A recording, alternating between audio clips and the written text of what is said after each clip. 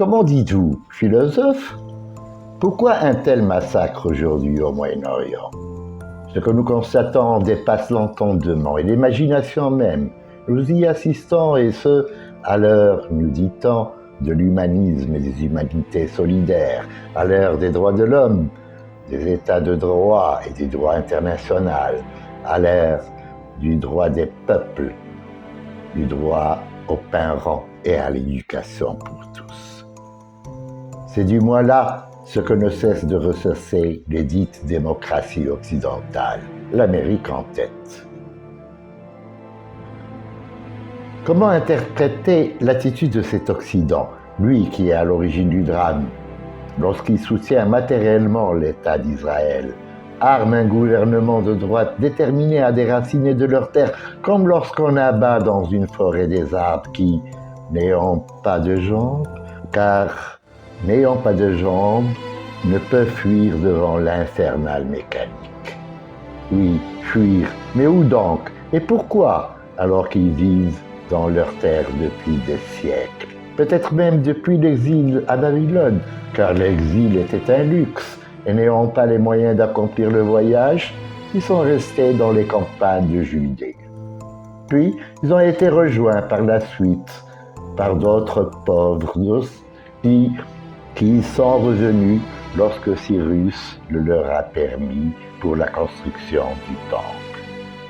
Les plus riches, eux, avaient leurs juteuses affaires et ne voulaient nullement quitter la cité commerciale de Mésopotamie, la belle Babylone aux allures bien parisiennes. Exactement comme ce fut le cas au XXe siècle avec la création de l'État d'Israël, où les Rothschild et autres nababs, bien assimilés et ne souffrant d'aucun antisémitisme, continuaient par leurs juteuses affaires à fermer l'impôt en Europe et aux Amériques. Toute une population qui, de surcroît, se voit refuser l'exil aux terres voisines, dont les États arabes corrompus ne veulent pas, voyant cette malheureuse entité un danger pour leur système politique. Et voilà l'Occident, pour avoir entrevu d'exporter son antisémitisme, se voit aujourd'hui totalement désarmé face à un antisémitisme plus virulent, parce que plus pathologique, un antisémitisme qui lui revient en effet de boomerang et, patient tuberculose en mal d'interminables rappels, lui revient en métastase, ne se satisfaisant d'aucune chimiothérapie.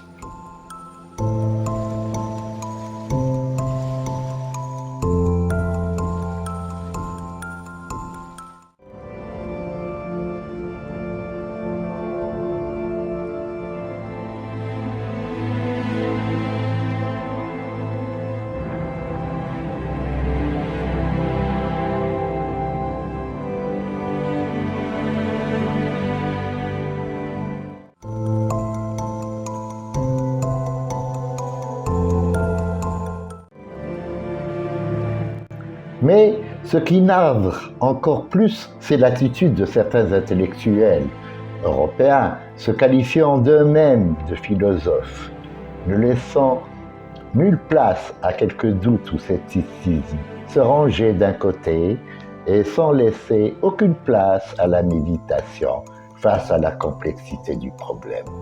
Un problème hérité du colonialisme comme une large plaie dans le corps arabe, lorsqu'il a permis au sionisme de constituer un État dans la région. Et voilà des populations tuant des frères à eux, convertis à l'islam, et se gonflant d'autres frères venant d'Occident, et qui, eux, ont été convertis fort probablement au judaïsme, pour que soit à la fraternité humaine substituer la fraternité en la religion. Ces intellectuels d'un monde se disant libre se rangent d'un côté ou de l'autre, le sionisme ou Hamas, alors que c'est du pareil au même, du moins dans la réalisation chacun de son objectif.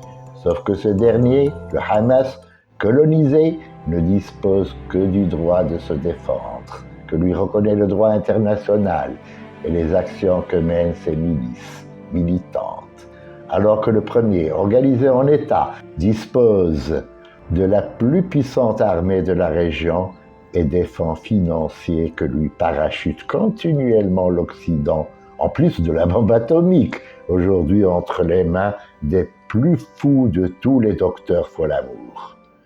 Et le voilà, cet État, moderne, laïque, nous dit-on, le voilà agissant librement et en toute impunité, protégé qu'il est par le veto américain et agissant outre toutes les recommandations de l'ONU. Je pense ici à Bernard-Henri Lévy, et dont je ne cite le nom que qu'entrain, car venant à titre d'exemple, est bien médiatisé en outre. Et voilà son nom, apparaissant ici comme une taxe, une redevance due à l'audiovisuel et à sa médiatisation. Qu'il soit pour le sionisme ou pour le parti religieux proclamant la guerre, c'est sans problème. Mais ce qui dérange plutôt, c'est sa manière de s'identifier auprès de son public.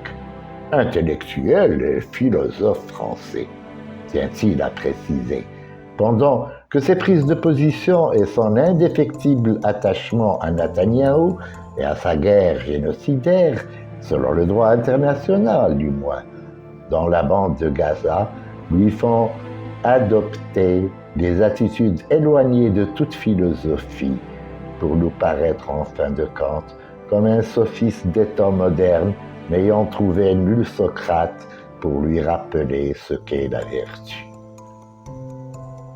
Ah que non, un philosophe véritable face au cancer généralisé qui ronge l'humanité aujourd'hui et enflamme le corps de notre planète Terre ne trouve son salut que comme Socrate dans la Cillue, comme Jésus sur un crucifix ou Hallaj au gibet. Ou, s'il manque de détermination, dans la voie soufie pour ne pas s'égarer. Abandonnez, cher monsieur, le qualificatif de philosophe. D'autant plus qu'il subsiste ici une confusion entre vérité et croyance. Abandonnez-le pour vous contenter de celui d'intellectuel que nous vous concédons volontiers et n'ayez aucune crainte pour les gages qu'on vous verse, les distinctions et les accessites dans le groupe, la caste ou la secte qui vous emploie, vous honore. Pas plus loin qu'en 1953, l'Académie française accepta le maréchal Juin dans son cénacle. Lui qui pourtant, pendant qu'il dirigeait la résidence au Maroc occupé, n'y était pas allé de main morte avec les nationalistes, qui auraient moisi dans les geôles coloniales sans l'intervention combinée de Louis Massignon et de Vincent Mansour-Auriol. Contentez-vous-en pour défendre votre vision du monde et qu'on puisse en parler sans avoir à vous rappeler les normes éthiques et esthétiques et le code si exigeant de la bienséance que la philosophie impose. Vous voilà brandissant l'arme de la rationalité et de la laïcité, et que vous vous mettez au service de votre caste en brandissant impitoyablement le glaive de l'antisémitisme. L'adage arabe veut qu'on peut agir à sa guise lorsqu'on n'a plus aucune décence. Pendant que vous y êtes, allez-y dans votre délire et accusez Freud pour son l'homme Moïse et le monothéisme, où il désacralise Moïse, ainsi qu'à cause de sa lettre à Schenkofer. Accusez aussi Einstein pour sa lettre à l'ONU, où il préconise un foyer binational en Palestine. Yuval Noam Hariri pour son humanisme planétaire, dirais-je, réel et effectif celui-ci. Michel Foucault pour avoir entrevu quelques spiritualités et éthiques politiques avec la révolution iranienne de 1979, et tant d'autres dont les médias ne parviennent pas encore à étouffer les voix et qui, après le total massacre de Gaza et bientôt celui d'une Cisjordanie qui attend son tour, notre Judée, Samarie, diriez-vous, se feront entendre des voix encore plus dans la terre des hommes. La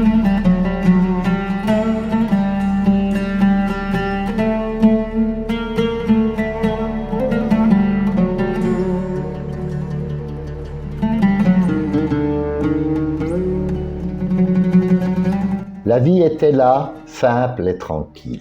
Quand, mon cher BHL, Bernard-Henri Lévy, jeune encore, vous vous rendiez pour une émission chez Bernard Pivot pour quelque émission hautement culturelle, chemise blanche que moire un pantalon noir, duel antinomique aux termes s'opposant, chacun à son extrême, pour qu'à leur intersection apparaisse leur unité sémantique, et que se dévoile leur rhétorique respective pour la souveraine et déroutante énonciocénie. Et c'est alors, et qu'à l'énoncé de l'ethnique Lévy, se révèle en moi un monde habité par le chant, qui me propulse dans le paradis de l'enfance perdue, et ses blancs séraphins. Ma grand-mère, autant sans voile, en plein quart l'amenant, en plein été à Fès. Et pourquoi donc ne s'en libérait-elle pas, alors qu'elle marchande les prix, visage découvert, avec le matelassier moché? Serait-il moins homme que tous ces malabars voyageurs, béats et satisfaits, de rejoindre au Mont Moulay Yacoub, bassin sulfureux et prostituée du sanctuaire béni, comme à l'entrée d'un temple mésopotamien? Allons, foutaise que tout cela, de l'air pour que je puisse respirer, criait-elle. Alors que résonne à mes oreilles et défile dans mon esprit l'ethnique Lévy, s'allume en m'en treffant un monde de rêves et de rêveries habité par les voix chères qui se sont tues. Un monde fait de simplicité, de tranquillité et d'humilité pour qu'avec l'autre coexister. Je revois de Gnawa dans la médina de Casa, littéralement quartier des Guinéens ou peut-être des couteaux génois. Allez donc savoir.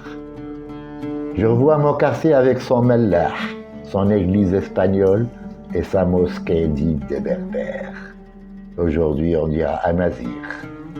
Et couvre à son sud le sanctuaire de Sidi al-Qagwani, venu de Kérouan, de la verte Tunisie, enseigner les vertus du don sans partage et dans la stricte discrétion.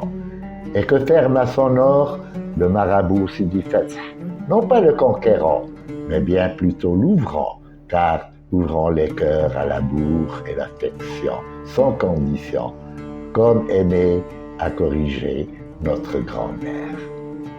Je revois ma mère accroupie avec notre voisine Iselle à la marche du logis, l'une brodant tout genre de motifs géométriques sur la blancheur d'un morceau de toile et l'autre découpant dans une étoffe le modèle d'une jupe, jugée bien courte par ma mère. Oui, Iselle, qui finit par convaincre mon père, avec l'avènement de l'indépendance, à acquérir une cuisinière à 4 feux, tout bleu, par le simple frottement d'une allumette, en remplacement du pénible et minuscule réchaud à gaz mettant des heures à s'allumer et encore plus de temps à cuire le repas, afin, lui disait-elle, que ta femme trouve le temps de se faire belle pour toi. Je revois mon frère Bachir, mon aîné, que la Providence n'a jamais quitté pour avoir eu une naissance en col, et qu'Iselle appelait Barouche. Je le revois réviser sa leçon d'histoire pour ne pas décevoir son professeur Simon Lévy, et qui disait être le meilleur du monde. Je revois Perdigo, je ne sais s'il était rabbin ou notable de sa communauté, s'inclinant respectueusement en tant que sujet devant son roi Mohammed V. Mais aussi, je revois sa fille, plus tard ma collègue au lycée, menant ses élèves pour une leçon de sciences naturelles et qui, en dialecte marocain, leur demandait du silence. Chkat, silence, quoi. À quoi ils obtempéraient, non sans un léger sourire aux lèvres. Oui, je revois encore tout cela avec un grand pincement au cœur et un bien léger espoir de son retour. Puisque maintenu encore aujourd'hui dans nos humoristes et chanteurs, lorsque je vois Gad Elmaleh menant Baba Yahya au McDonald's et Pinchas accordant son rabab pour donner plus d'entrain au refrain du salut au prophète de l'islam, concluant un lyrique madrigal andalou. Quand, nourri de ces souvenirs, je vois le massacre de Gaza, tout en ayant peur, mais la certitude également qu'il atteignera la Cisjordanie, je ne peux retenir ce coup de gueule dont je voulais bien me passer, mais que je ne peux retenir parce que, étant plus fort que moi, que le diable emporte Netanyahou et sa clique, Ozmer Yahoudit, Ben Gvir et Itamar, déjà condamnés pour incitation à la haine, ainsi que Smotrich, qui les emporte tous, comme il a emporté Nemrod, Pharaon, Nabucodonosor et Sardanapale, dont le premier ministre israélien perpétue jusqu'aux perversions sexuelles, du moins selon certains médias. Ou bien peut-être Netanyahou subira-t-il le même sort que Menahem Begin, cette fois-ci par quelques extrémistes de gauche, ou mieux encore, et cela est encore plus probable, un fou de Yahvé pour s'être érigé en faux messie, un imposteur ayant déclenché une guerre sans lendemain aucun pour le peuple d'Israël lui-même, sa sécurité et son existence même. En tout cas, et on le constate déjà, provoquant une aversion comme par le passé à travers le monde et une haine éparse dans le futur. Une guerre destructrice, meurtrière et nourrissant la haine pour je ne sais combien de siècles à venir. De quoi je me mêle, avez-vous dit en parlant à Trump lorsqu'il a imposé à Israël l'arrêt du bombardement de Téhéran? Voilà que vous vous égarez, mon fils, et je vous recommande de lire ou de relire le Guide des égarés de Maïmonide. Non pas celui se trouvant dans votre bibliothèque et traduit en hébreu moderne, mais celui se trouvant en version originale, en judéo-arabe, parce que nourri et gardant toutes ces tonalités spirituelles et transcendantales.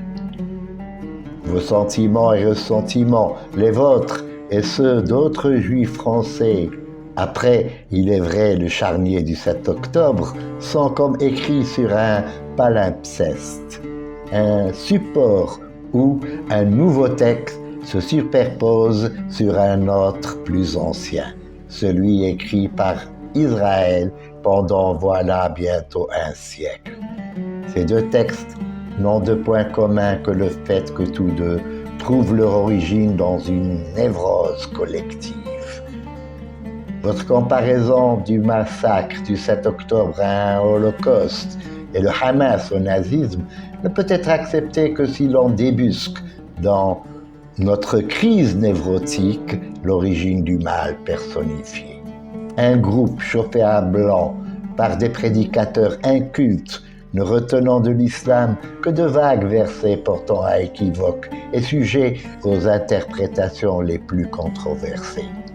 Je pense ici au djihad que l'Occident nomme guerre sainte en tant qu'ordre d'Allah et clé de son paradis, et dont se servent des gourous barbus et enturbanés, après avoir chauffé à bloc leurs néophytes de psychotropes, exactement comme le faisait Hazrat Sabah avec ses assassins dits Hashachoun pour perpétrer ses attentats politiques et qu'il récompensait par un agréable séjour dans le merveilleux jardin de Alamouts, qui leur faisait prendre pour un paradis où baignent les effluves des fleurs, des roses et des houris aussi. Ajoutons à cela, et le Mossad le sait pertinemment, que tout se passe en Méditerranée avec ses séculaires traditions de talion, de vendetta et de sens de l'honneur, ne se lavant que dans l'exemplaire vengeance. Le tout clos par le syndrome de Masada, qui n'est pas uniquement juif, mais arabes aussi, car les Arabes, eux aussi, savent mourir, pour être eux aussi des sémites, ayant même donné, faut-il pour cela vous rappeler Sigmund Freud et son travail sur Moïse?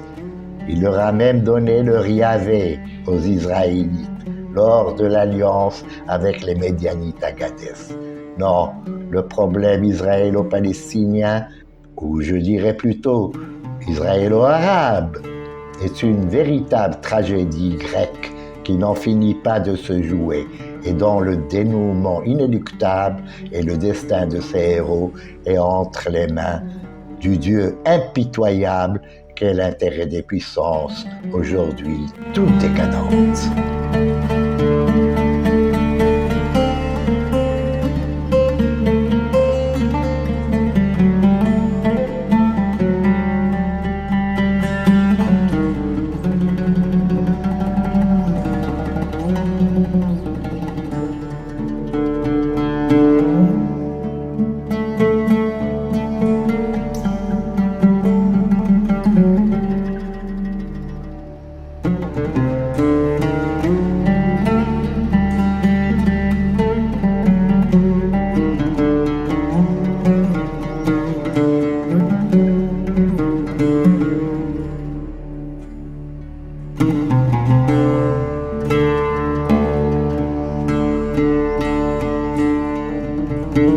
Thank you.